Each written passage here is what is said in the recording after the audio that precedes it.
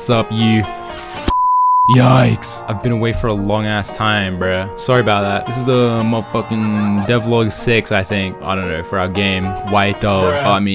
I don't even know when the last full sort of devlog was like posted, but a whole lot of shit happened since that time. Black Raven was shown at PAX. The game started picking up a decent amount of traction. A lot of personal shit happened as well. I was on vacation for a while, got too caught up with work. Car broke down. Loki was losing my mind at some points. Blah, blah, blah, blah, blah, blah, blah. No excuses. PAX for me was a very polarizing experience, actually. I got to see firsthand what people thought of the gameplay and their general thoughts and wishes for the game. Apart from just showing my game, it was a very awesome event, and I met a lot of interesting people, I must say, and just had a great time. A lot of valuable insight and data was definitely collected for future reference, and I thought about adding the most requested features that playtesters were saying. For example, like a lot of players found that the character was too rigid and needed some sort of like sidestep or evasion mechanics since players became too overwhelmed at points. So that's one of the new features within the last update that I put out. To be completely honest, I wasn't ready to be nominated to present my game at PAX, since the demo at the time, which still is, low-key a bit too early stage right now. But nonetheless, an overwhelming majority of playtesters and onlookers loved the overall direction of the game, plus the art style and 2.5D visual mechanic was a favorite among a lot of them, and it carried the game by a long shot, which was great. As for what lies ahead regarding like the further development of the game, I've set up a playtesting division on the Steam store page with a survey to fill out. So after playing the latest demo, you can enter what you would like to see in the game, as well as giving feedback so that the game can be tightened for bugs and other things such as combat may be improved in general. A few publishers had a look at the game and were interested in what they saw, but I feel like the demo at the time didn't fully convey the path or direction that the game is taking. So of course I'll continue working on it as always. In the future, I'm planning on maximizing the combat even more with like a proper parrying and timing system for the blocking mechanics, because that's not even in yet. And I'll add new features like an enemy finishing system for paralyzed or like, you know, incapacitated enemies to really drive home some satisfying and gory gameplay moments. And this is actually in fact one of the things I've been waiting very eagerly to do, and now it's a great time to start working on that. So for right now, I have plans to make some enemies incapacitated instead of fully dying like you see right here. Once they are downed, the player has the option to like finish this enemy, and a unique execution or kill animation can play out. Finishing enemies can grant the player back like 80% of their missing health, if any, so there'll definitely be an incentive in doing so to retrieve health. This is a provisional mechanic, so it could be health, could be another meter like stamina or whatever, but at the moment health feels right. Apart from gameplay mechanics, I'll add some more content to the demo so that it can be longer and there'll be more to see. I also want to take the time to say that the Kickstarter will be launching very soon, and that it is very important that you click